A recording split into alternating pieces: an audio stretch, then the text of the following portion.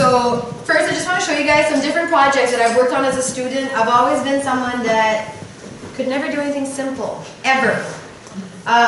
Please tell me if I talk too fast, not loud enough, just yell at me. I'll pretty much answer to anything. So this was one of my first year project. I wanted to build a hand mirror, a double-sided hand mirror, all hand forged, sterling silver face on one side, setting the stone on the other. I always kind of try to take on projects similar.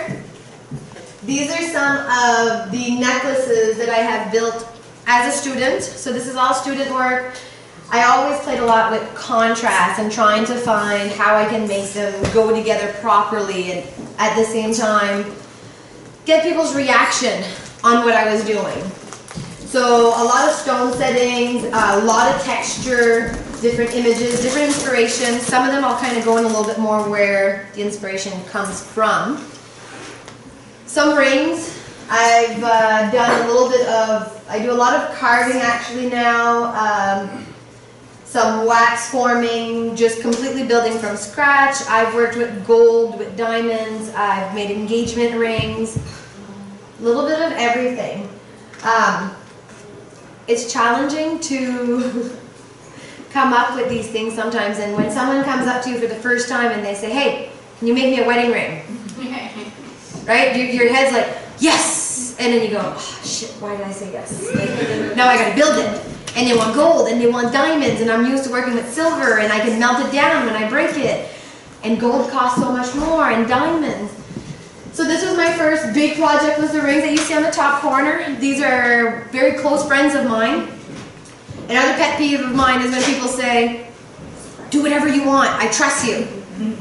This is your wedding ring. You want me to do whatever I want? Okay. Right?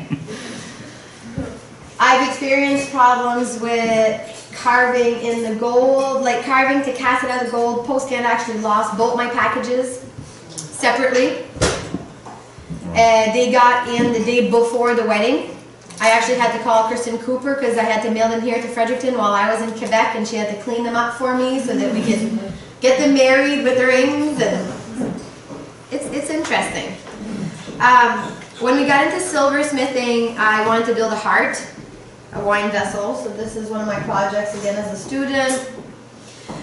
Now what I really enjoyed about the college, and I try to tell people when I talk to students or future students, try to grasp everything. I fell in love with jewelry the first day I ever stepped in that studio, and I can say honestly I did not know what a jeweler was until I came here. I come from a very small place that if you tell me you're a jeweler, I think you work at People's. And then I come here and I'm like, oh, we can actually make all this stuff and we can do it ourselves and this is a thing.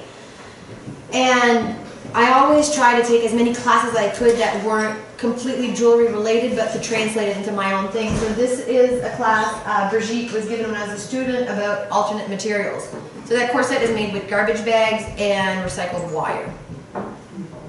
Just to show that if you didn't know and you've seen it, I've had people ask if they could buy it to wear.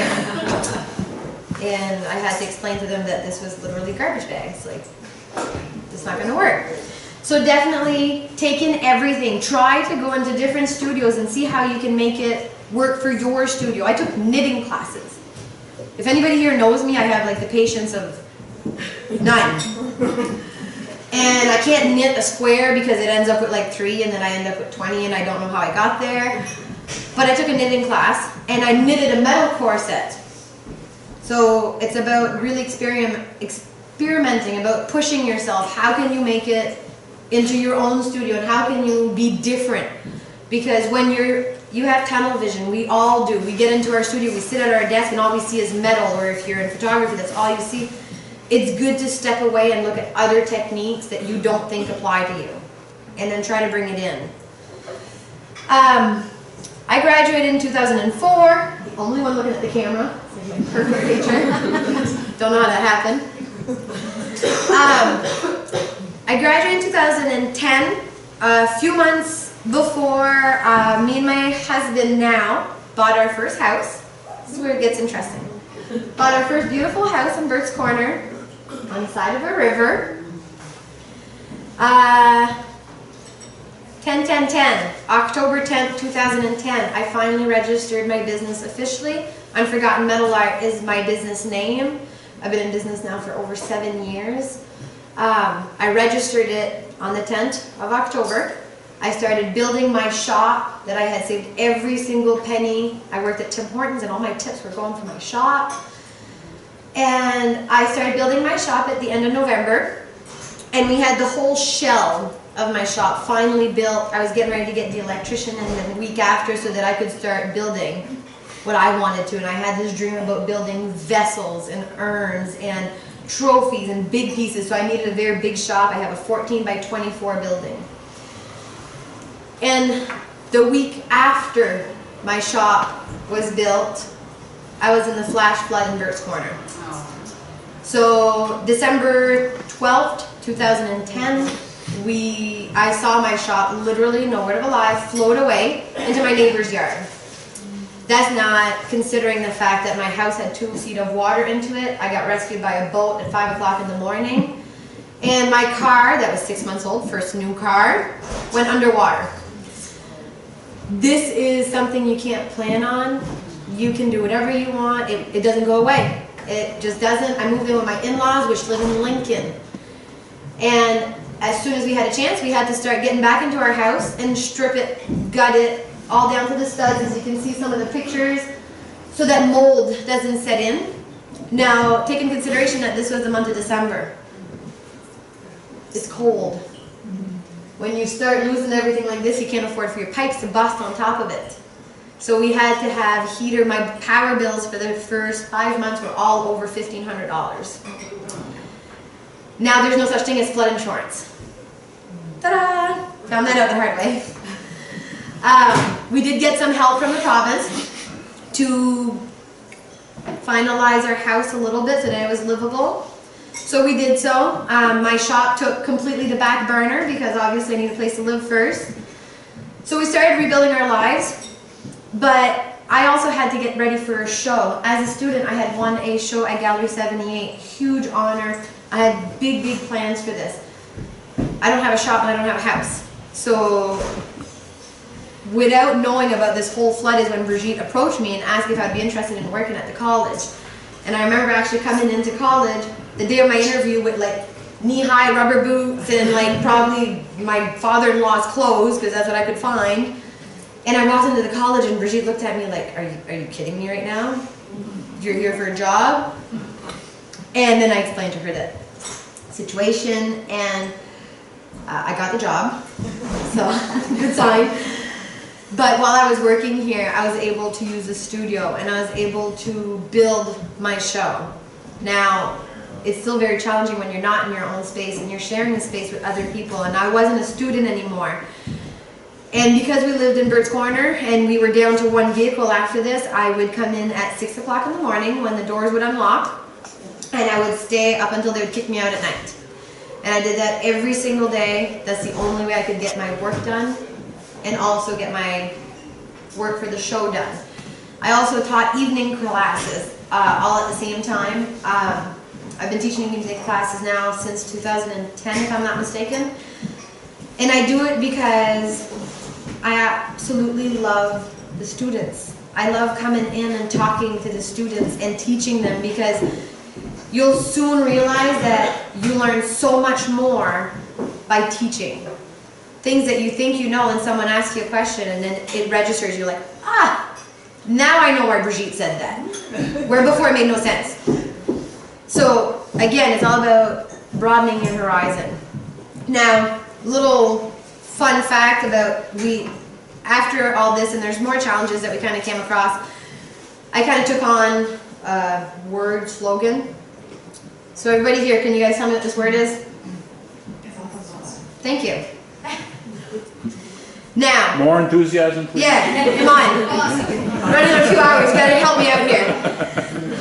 As a student, again, with different classes, take in different meanings. And this was a project, I remember this from jewelry class with Brigitte, it was a rendering project. This exercise literally changed my perspective, okay? On the right, yes, on the right, we have a simple shape, and Brigitte said, show me what you see 10 times. I was like, well, I see a square with a line and a circle. No. Draw items that if you look at it in the right angle, this is what you will see. Change your perspective. Look at it a different way. I never throw out my sketchbooks, and I have this specific one out. We did this a few times, and by far this has changed my perspective on my work, on my life. Do not give up. Find ways. You see this, I see 10 times different. This is what it's about. Once you get 10, get another 10. And if when you get a brain fart, do another 10. And then keep your books and come back to them. They will help you. They will help you see differently. Now what do you read? I'm possible. It's about changing your perspective. Okay? It is impossible to go through a flood and start your business. No, it's not. It's impossible to build an entire show's work in 1 year while working full time and rebuilding my life. No, it's not. Here are some of my work that I built in that year. I built urns. These are all vessels. These are all functional urns. They're all made from scratch. As you guys would know, students, we start with sheet, with wire. We hand form everything. Everything is raised, it's hammered, it's soldered. Designing it. So these are some of my urns. My proudest project for this show, this is a 2.5 foot wide urn. It's a double. It's 1.5 foot tall and a foot deep. So you see those two little bowls on the side, they come out. It's completely separated on the inside. My idea, I wanted to play with the idea of people get buried together. I wanted to be able to offer an urn that you could get cremated and stay with your loved one forever. Now, as you've seen in some of my previous urns, they're very sculptural, and that's the whole idea. I really explored the meaning of funeral urns, because it's such a subject that people have a hard time talking about, but I looked at it as offering someone a place to be forever, and I wanted them to be happy with it, and I wanted someone to be able to put it on their mantle, and if you don't want to tell anybody what's in there, you don't have to tell them, but you know. This was my representation of the whole meaning of the show. The horns that go through the urn, that's one piece of metal that's forged that way, and the idea behind it is that both tubes are made to hold flowers, because we go up to the tombstone, we leave flowers, that kind of idea. You can ask Brigitte and Trudy and Kristen, because they saw me lose my mind over this piece. 3 days before my opening, this was going to be a doorstop for the opening. I hated it. I hated it. I could not finish it. It was going to be the end of me. I cried over this piece so much. I was ready to throw it out. I was walking around it like if it was a purse. It was just under my arm. And I could not figure out how to finish it. Until I backed away. Different perspective. Think about something different. My fix was the leather on the top. Because the metal that's underneath, it just did not look right. I wasn't happy. The solder seams weren't as clean as I wanted them to be, and it still wasn't enough. And there's no way on how I was going to show anybody this piece. And I just spent like a month hammering this out, so it's kind of devastating. And then you step away, and you look at other options. And I have a friend that works leather, and she came in and she taught me how to do it. And we finished it in leather, and this is by far one of my biggest pieces that I've built. I'm very proud of this one. I still have it. So, in that show, I also explored the idea of different necklaces and playing with found objects. So as you can see in the picture here, for my piece, when it's on the back, the idea of it was I wanted a necklace that from the front looked like a choker, and from the back would go right between your shoulder blades. So like, and that's, this image here is actually where my business name came from. These items were all developed kind of around the same time. Unforgotten metal art. I wanted unforgotten pieces. Again, it comes to the urns, it comes to the jewelry. I wanted that someone saw my piece and it stuck with them. That they would go home and think about it, whether it was a good thing or whether I provoked something into them that made them think about my piece afterwards. That's where the name came from. All these pieces have one found object, and then the hydraulic press piece, so I worked with found nails and wings. Skeleton keys and hearts and feathers and bullets. This was called my Fallen Angel series. So these are some of the items that were shown at Gallery 78, December 2011. So a year after I went through the flood. Now, why stop there, right? Let's just keep pushing. I always push for bigger pieces. I really enjoy building big work. This was, a lady had come in, it's the client in class. She wanted a trophy for their high school team. I got the contract, and this is what I had built for them. So this trophy's for the basketball team in Woodstock, and I just spoke to her a few months ago, and they absolutely love it. Still very happy with it. So it's nice to be able to go around and see your work in places. Fast forward a little bit. Picture on the right. September 2012. Picture on the left. September 2013. I had my firstborn, Kristianne Levesque, September 2012. I found out 5 months later. I found out 8 months later that I was 5 months pregnant with twins. Yeah. It was, yeah. Who does that? Seriously. Nobody, don't do it. Just don't do it. I remember that day. Oh. I brought Kristen, and Bridget to my office, and I was like, sit down.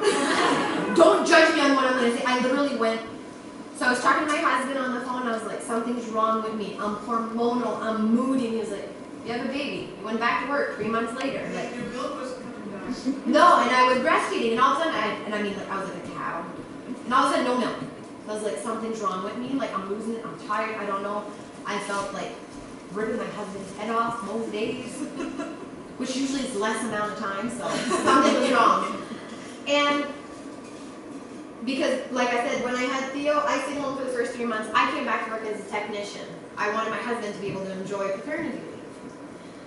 Well, I'm at work. I sit the girls down, and I was like, you are not allowed to judge me on this. I went to King's Place. I sat in the toilet in King's Place and took a pregnancy test. That's how classy I am. Okay? And I came back, and I was devastated, and I sat down with him, and I just did not know how to face the world. I came home. I cried a lot. I cried, and my husband was like, it's okay. We're going to make it work. And I was like, you don't understand. They're going to be twins. He was like, you don't know that. And I was like, but I do. I was like, I'm a twin. My mom's a twin. The first one wasn't a twin. We're screwed. And I went for my ultrasound with a 5-month-old baby on my hip, and the nurse told me that I was pregnant with twins. So, here's my beautiful family.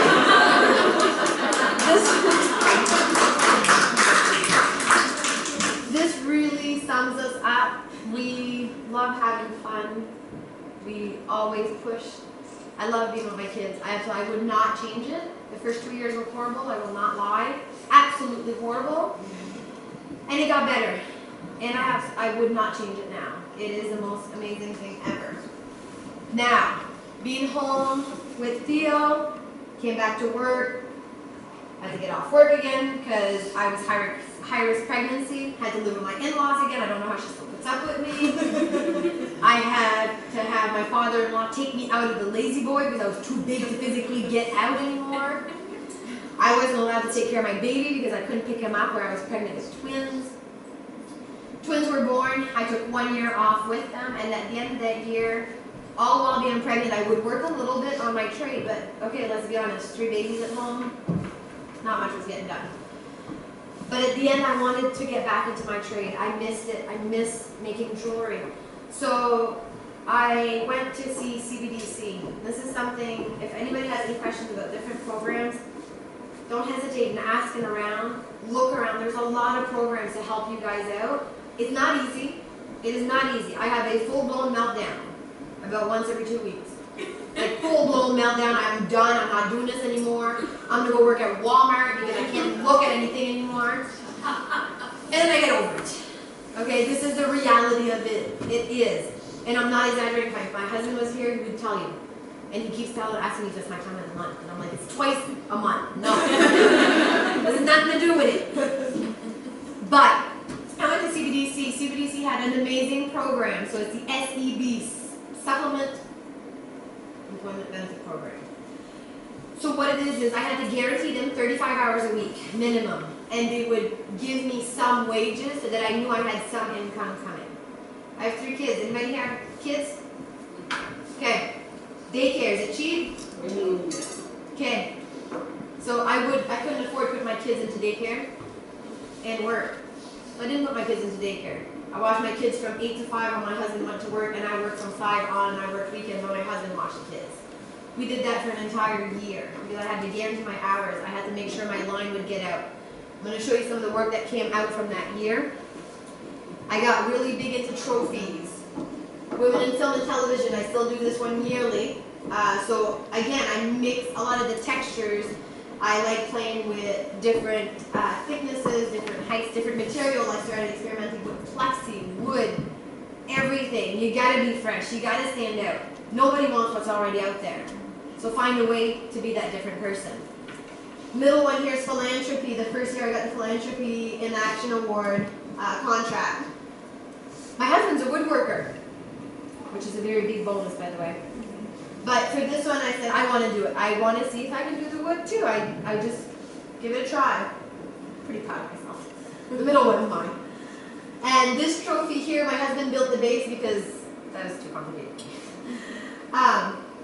All of these, the idea behind them, I always try to make work that looks clean and simple in one sense. The amount of work that goes behind them is a complete different story. If you're looking at the trophy here, Turnaround Achievement Award, in that piece, every letter is hand cut separately. They're all riveted back on because the coin is a foot diameter. Okay, so this is big. You don't solder something this big. So it's all riveted together in different layers to get the image that I want it to look like. During this project, and I did not put a picture because I don't think you guys need to see this. While cutting, mishap, I was cutting with my saw blade. As I'm coming down, my blade broke and I was in the momentum, so I went back up. My blade went right through my finger. In one end, out the other. And I stopped and I cut the blade and I told my husband we may need to go to the hospital. May. Went to the hospital, got some really crooked eyes because they're like, this is so tiny, I'm just going to pull it out. And I'm like, don't even touch it. Like, don't touch it. It does, and then try explaining that to a doctor. It doesn't go that well. Long story short, we got it out, but I had a deadline.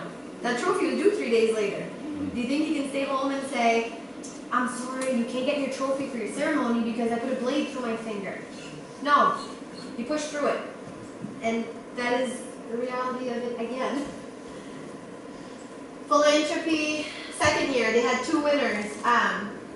Some of the pictures, I would get so frustrated with some of my items because when you see them in person, they're so grand and they're so well built and they're very complex. And I take a picture and I'm like, huh, that doesn't look like anything. Like those two.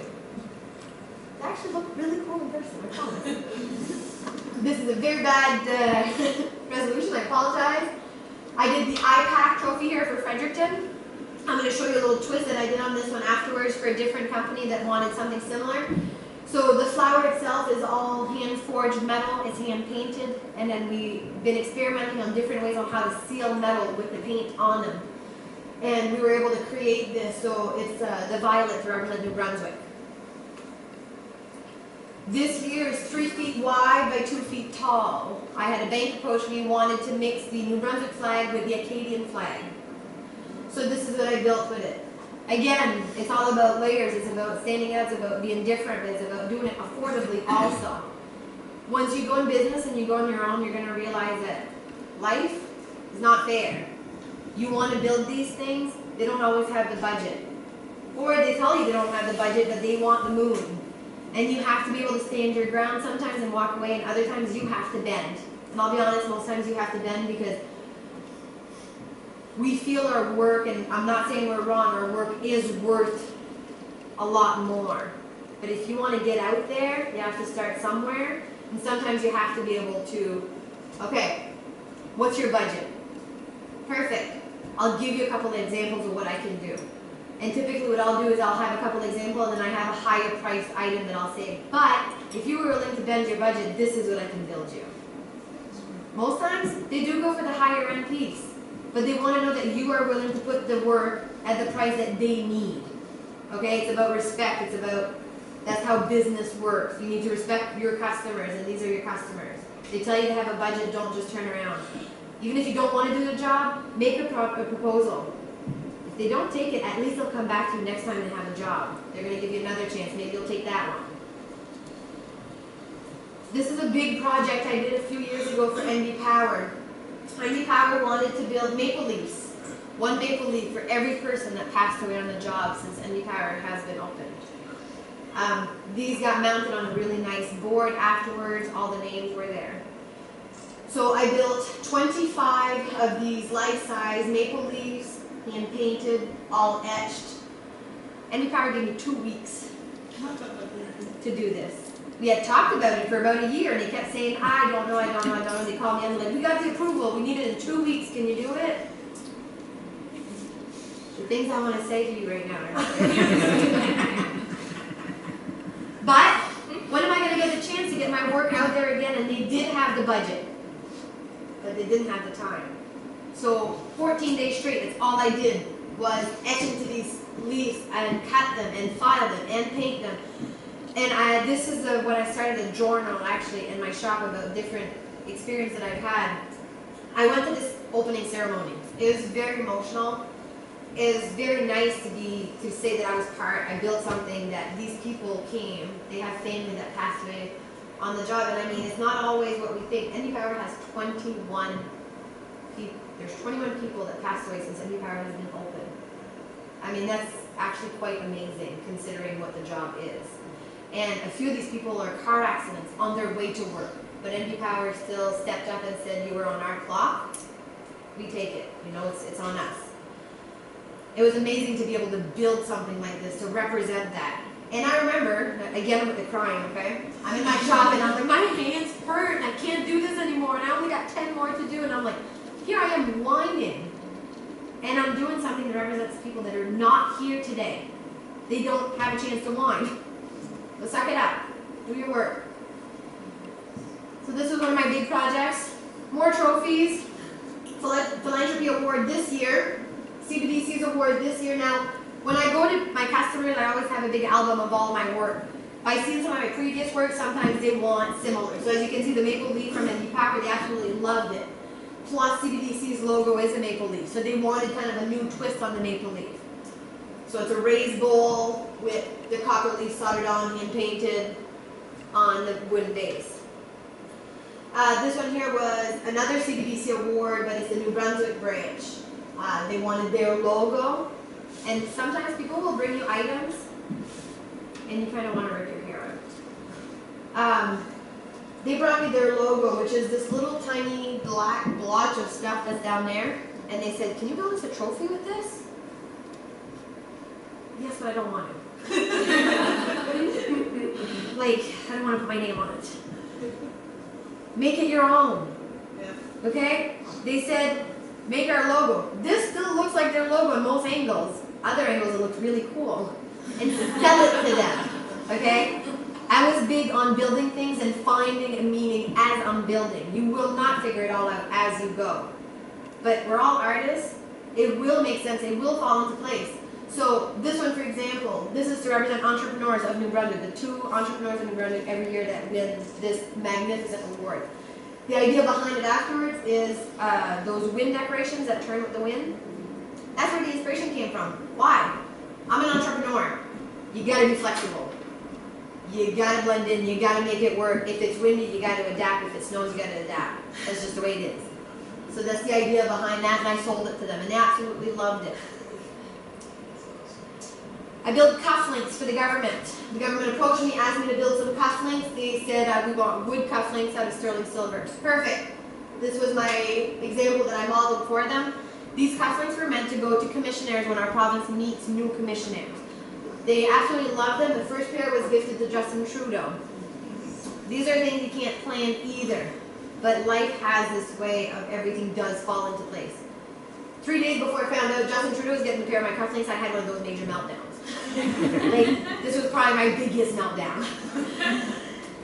And you will go through these, okay? I am a mother, I'm a wife, I'm a business owner, I'm an artist, and I felt like if I was failing in every aspect of it because I could not keep up with anything, trying to juggle it all. And then this happened. And to me that was like, okay, maybe I'm doing an okay job then. Maybe I should keep going, you know? Government asked me later to build these guys. So these are wall mounts. Again, with the violet as an inspiration, same idea as the other trophy, but they wanted a circle, different sizes. These have gone to most of the commissioners in China when our province goes and meets with them. The last one was gifted to the president of Belgium. It's a very rewarding feeling to be able to say my work is literally around the world. I don't know who has it, but I know it went out. And I've got great response about it. It is very rewarding. Now, I'm going to have to talk faster. Bite the bullet. I started a new company under my company, a new branch. I love doing all this stuff. I love doing the big work. Does it pay the bills? Yeah, once in a while. When the contracts come in, you get a big contract 1 month, then you get nothing for 3 months. I'm raising a family. I can't do that. I needed something that I could sell every day, and I need something that I could meet the people. I actually love talking to people. I love getting feedback. And the other thing is, I wanted to build affordable art that anybody could buy. So how do I do that? How do you build something out of metal that anybody can afford? And then to make a difference. I'm an outdoors person. I hunt, I shoot, I'm outside all the time. What do you guys see? Okay. Yes. Okay. Walking through the woods, I would always pick up all these shells that people would leave behind because I have a pet peeve for littering. And I would go home and I'd throw it in my scrap bucket. Shells equal jewelry. Okay? Think outside the box. Be different. These are all items made from 22 shells, which is what is in this picture. 22 shells cost pennies. Literally. I'm a metalsmith, so I can actually finish them professionally. I can finish them in sterling silver so that people can wear them. I can build them properly so they will last. I can customize them so if you go out and shoot a 22 for the first time, I can build you a pair of earrings with your bullets. It's about being different. Bite the Bullet started evolving. I wanted, and it's about listening. Listen to your customers. The people that like your work, if you actually listen to them, you're going to find out what else they want. People loved what I did, and I mostly did bullets, so you could really tell they're from bullets. Then they're saying, well, I don't really want bullets in my ears, but I love what you do. Okay, well, I'm going to fix that. I'm going to build you jewelry that you cannot tell is made from bullets, and that way I'm going to recycle the entire shell. So I take old shells, I split them apart, I flatten them, I texture them, I cut them, I shape them, I add pearls, whatever I need to do to make jewelry out of this recycled brass. Would it be easier with fresh brass? A lot. Would it be as meaningful? No. So these are some of the items from Bite the Bullet. January, in January 2000, this would be 2 years in January this year, my husband came home, my lovely, handsome husband, and this again was one of my meltdown weeks, and I said, I don't know how I'm going to do this. I can't keep working full-time and watching the kids full-time. What are we going to do? Because the business is starting to pick up. Do I just let it go? Because I can't. My sanity, my mental health, I could not do it anymore. He came home and he said, quit my job today. He says, you hiring? My husband and I now own the company together. I spend every single day with him. We work together. He pushes my limits in many ways. Many ways. Good ways. It's good to have a different perspective. He is a woodworker, so he challenges me.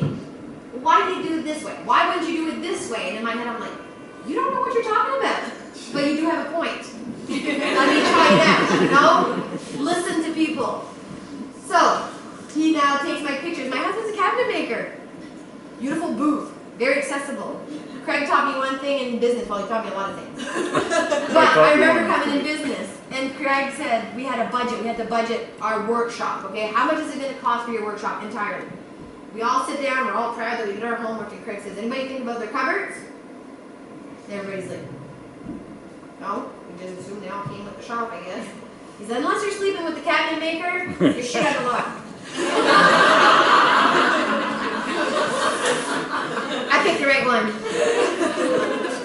These are just images to show different varieties, how we push the brand.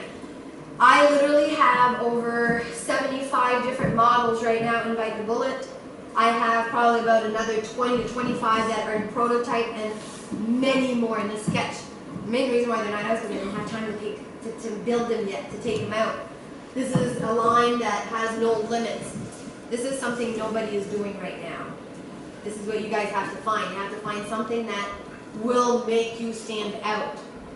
I've gotten people tell me off at shows because I work with bullets, and apparently bullets kill people. So I've been called very bad names. But for the most part, people absolutely love what we do. And if I have a chance to talk to them and explain what we do, they usually change their mind also. Find that niche. Find what you're about. I am not a glamorous person. I actually don't wear jewelry. I wear the bullet jewelry. I kind of like it. It suits me. But be yourself. Find something that's you. I go to galas because I'm invited to these galas. I build these trophies. It literally takes me about 6 hours to find something to wear, and I don't know why, because I have like 3 outfits. And I try them on all the time, and I'm like, and at the end of it, I will usually come out with a tank top, jeans, and boots. Be yourself, okay? We don't have to be someone else for everybody else. Be yourself. People will like you. You just So good. You're so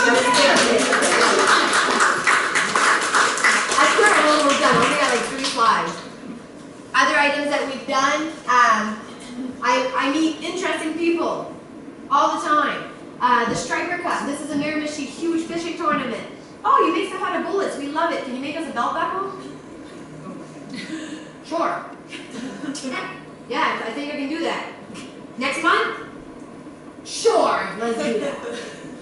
5 belt buckles, 4 rings. They had to be with a striper on them. It has to represent what they want. Absolutely loved it. I'm actually starting to offer belt buckles. We're starting to do custom belt buckles. Don't be afraid to try something new. It's worth it. I went to Toronto. Huge risk as far as risk. Planned risk. We went to Toronto for the Sportsman Show. This is Canada's biggest sportsman show because I need bullet jewelry. Where do I fit in? Nowhere. I don't really fit into the hunting shows because it's jewelry. Anybody here go to a hunting show, do you ever expect to see jewelry? No. You go to a jewelry show, do you ever expect to see bullets? No. So it's about finding where you belong, or just make your way. Just go anyways. It'll work. I went to Toronto. I met Amanda Lynn Mayhew. Amanda Lynn Mayhew is one of Cabela's pro hunters. She absolutely loved our product, and we are actually sponsoring her in 2018. We will be on Wild TV with her, so we are making national television with our jewelry.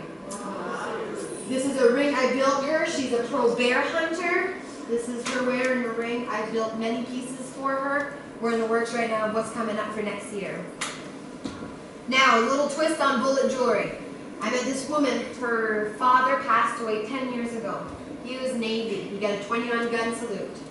She went to the funeral. She hates guns because she just does. But she said the only thing she could grasp about that day is the gunshots. So she went around and she picked up the shells.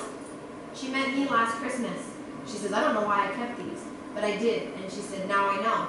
I built her mother, her 4 sisters, and her son a piece of jewelry, all from the recycled brass out of their grandfather's wedding ring, and that is her son's wedding ring. He's military. His wedding ring, brass, comes from his grandfather's 21 gun salute. Think outside the box. Okay? Bullet jewelry doesn't have to be just bullet jewelry. It can be much, much more. That's it!